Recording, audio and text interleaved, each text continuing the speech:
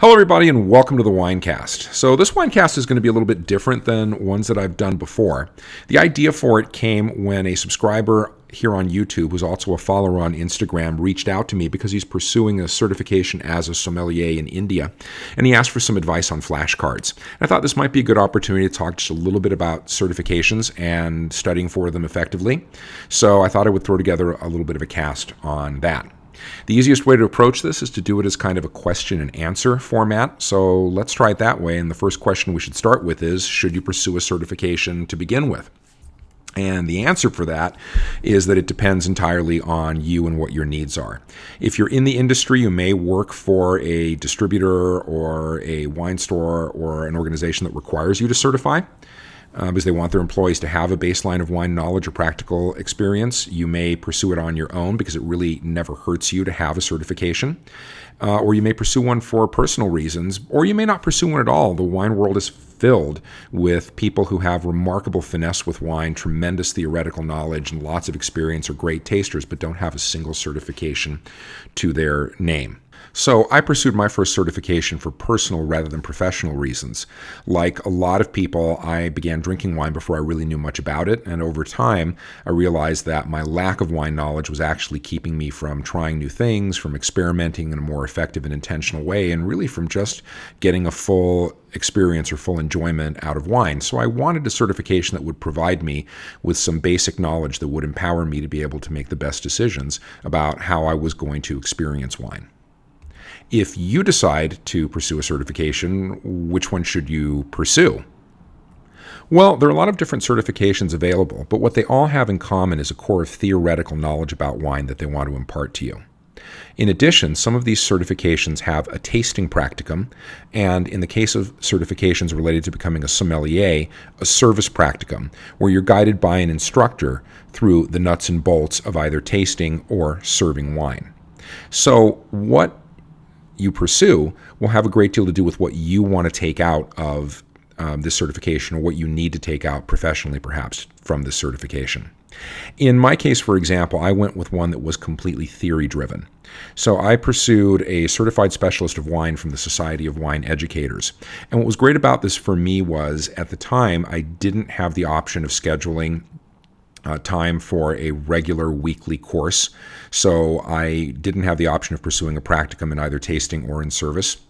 And this certification could be done entirely from home. And that worked phenomenally well for me. And what I was most interested in was just nuts and bolts knowledge about wine, wine history, and wine culture. And this provided that exceptionally well.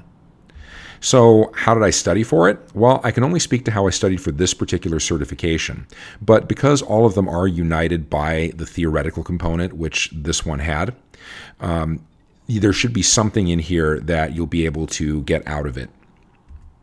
So what happens with this particular certification is that I sent in my money to register for the certification, and I was sent the study guide and then was given up to a year to register for the test. So I had a year in theory to study for it and then go ahead and take the exam. I was expected to master the content of the study guide, and I would be given 100 questions on this content that could be drawn from any aspect of the study guide. I ended up taking about 6 months to study, and I did kind of a two-pronged approach. The first had to do with getting a bunch of little notebooks and going through and taking the information in the study guide and stripping it down to its bare bones. I went through, read the study guide really, really carefully, and then in each of these notebooks copied down what I thought was the essential information, pared down of anything else that I didn't think needed to be on there that I would have to master. So essentially I just created a giant outline for the study guide. And you can kind of see that here. This is from the book that I used for the section on Italy, and it covers a lot of information about appellations, about what grapes are permitted in those appellations, what are the requirements, and various other things. So I made charts, I made diagrams, I did all kinds of stuff I even color-coded at one stage. But essentially my first step was not just to read the manual, but to read the manual and break it down into outline form to make sure that I really understood what I thought was essential and what wasn't. The Society of Wine Educators and most of these other certifications do a fantastic job with maps, and maps are absolutely crucial to understanding the wine culture and the wine history of any particular region.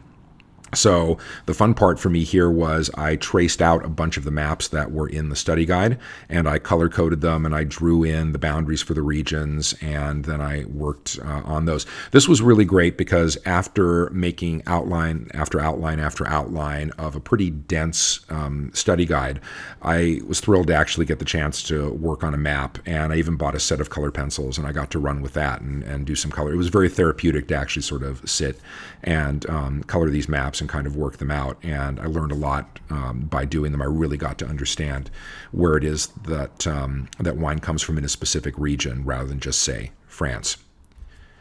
And then I made flashcards, and I made a lot of flashcards, and I think that's pretty crucial. The sorts of tests that you get, the exams, they tend to be very specific questions based on information in the manual.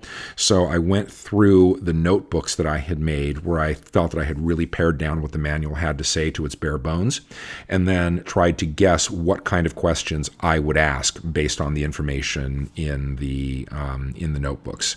And there were a lot of these cards, big stacks of them. These are just the cards that I made for the portions governing wine law. The lion's share of the CSW manual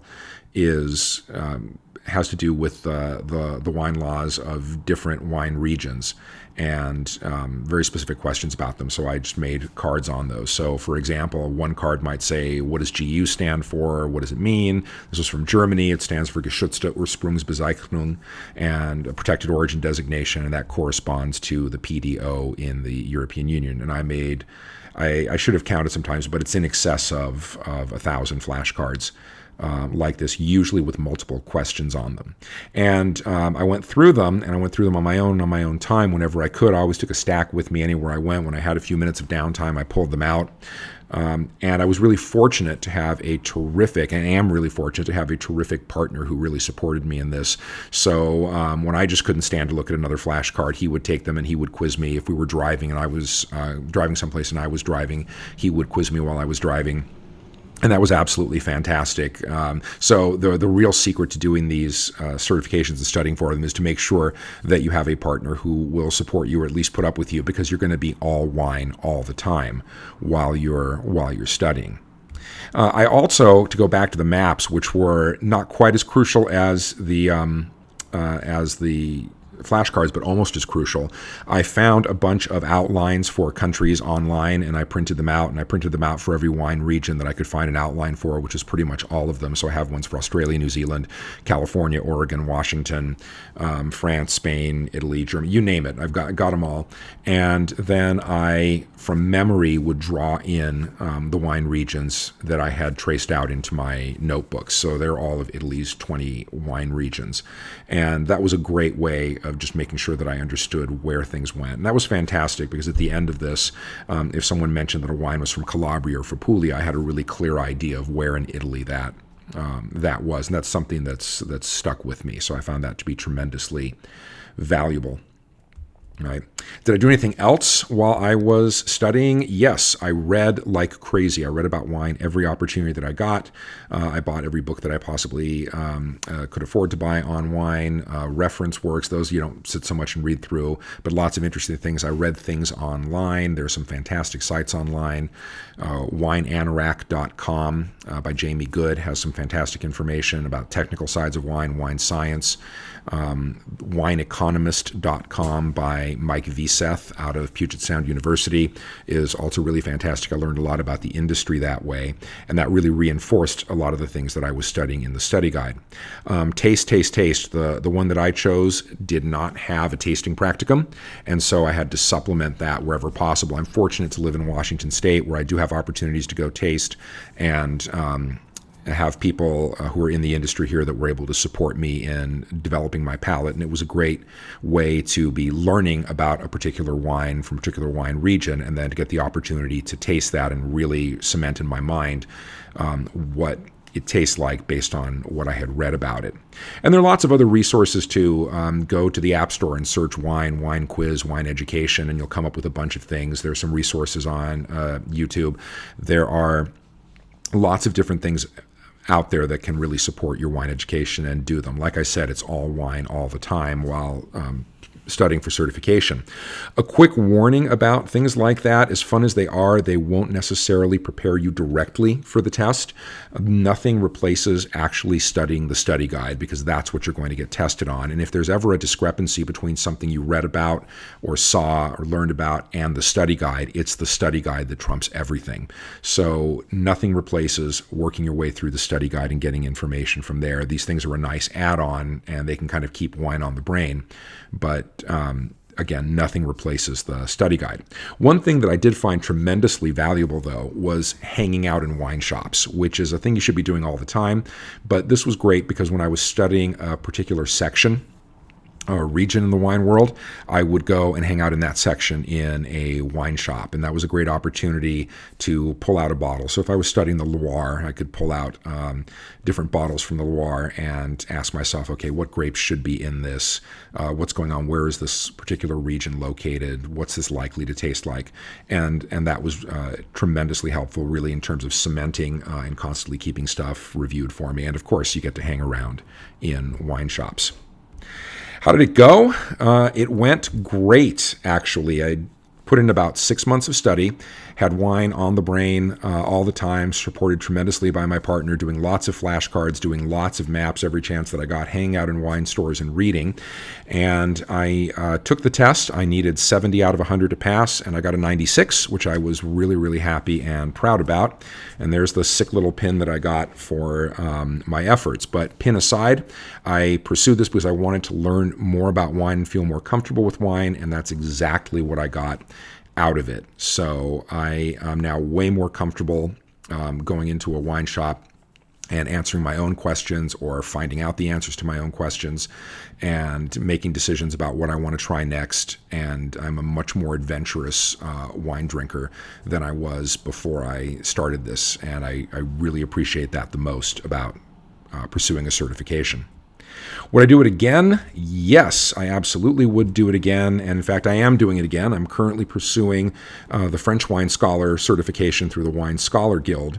And that's fantastic too. I'm doing that one with a little more of a professional motivation, as I want to make my connections to the wine industry stronger.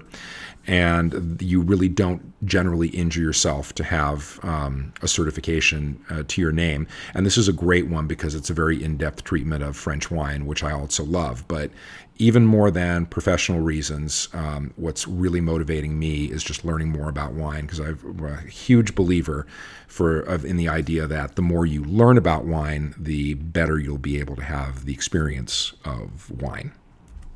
So that's it. That's about all the wisdom that I have to impart, having to do with studying for certifications, whether you should, whether you shouldn't, and what the net benefits are, and maybe some tips for actually doing it. So if this was helpful, I hope you'll like and subscribe if you haven't already. And thanks especially to the question that got this going. So Swapnel, keep rocking it in India, and I hope you do great on your certification. And to any and all who are pursuing certifications, I hope you do great work as well. I'm your host, the Unknown Winecaster, and I'm out. Enjoy the grape, but always enjoy it responsibly, and please, please, please learn everything you can about it.